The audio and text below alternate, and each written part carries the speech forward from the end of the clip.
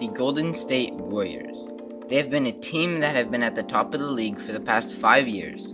Many fans saw them beat their favorite teams night in and night out, but no matter how much you hated this team, you just have to feel bad for the Warriors next season.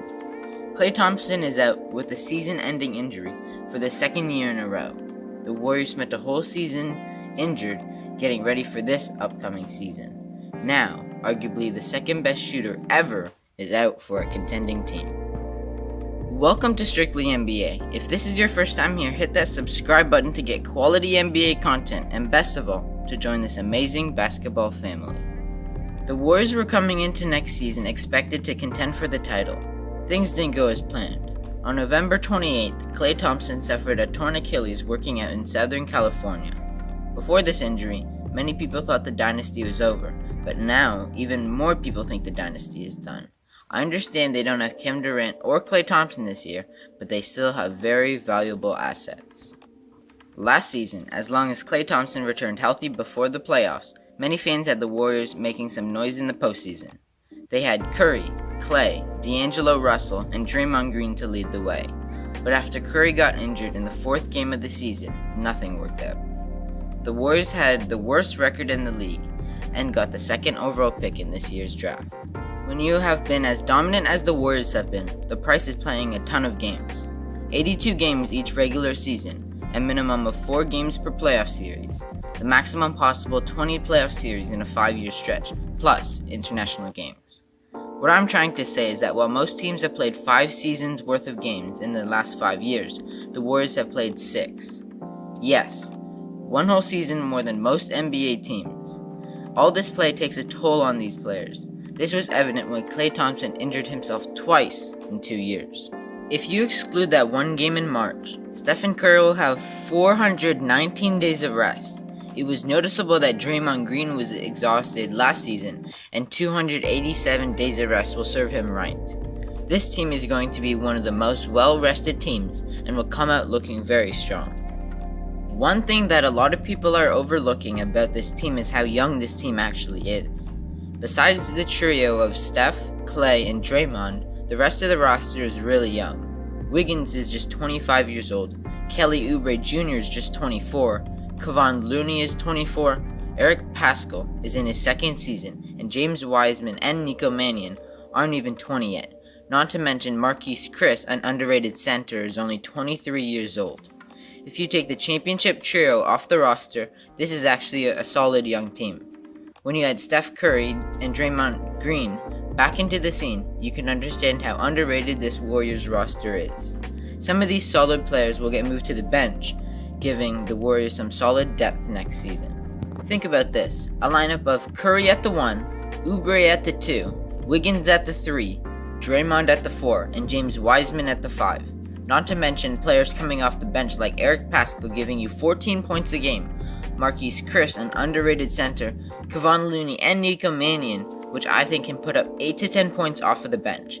This Warriors roster is so overlooked, and I honestly don't know why. This year, Andrew Wiggins will be in his 7th season in the NBA. Although that may sound like a long time, he's just 25 years old. Andrew Wiggins will be in a winning culture and won't be asked to lead his team to wins. Playing alongside great players will help mentor him, something he has needed for years. I think he can put up 15 to 20 points a game on even better efficiency next season.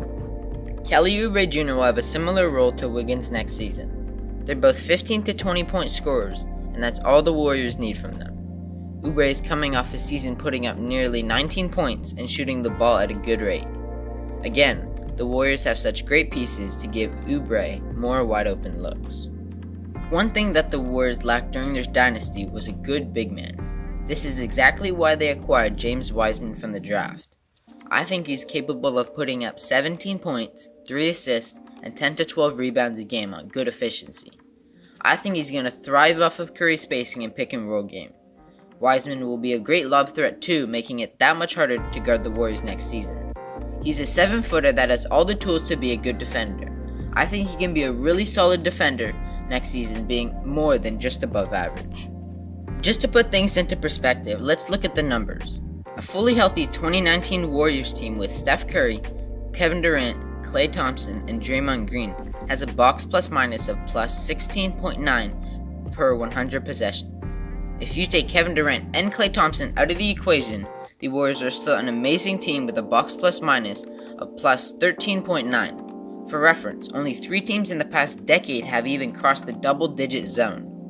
These teams are the 2016 Warriors, who won 73 games, the 2016 Spurs, who won 67 games, and the 2015 Warriors that won 67 games. No other team in this past decade has even passed double digits, including all LeBron-led teams. This Warriors roster will still be a contending team for years without KD and Klay. Keyword, 2019 roster. This means the rest of the roster isn't nearly as talented as the 2021 Warriors. The 2019 Warriors' best players without Kevin Durant and Klay Thompson are Steph Curry, Draymond Green, and a bunch of role players. These players are Andre Iguodala, Quinn Cook, an injured DeMarcus Cousins, Kevon Looney, Jordan Bell, and Sean Livingston. Steph Curry would still carry this team to be among the best teams in the whole decade.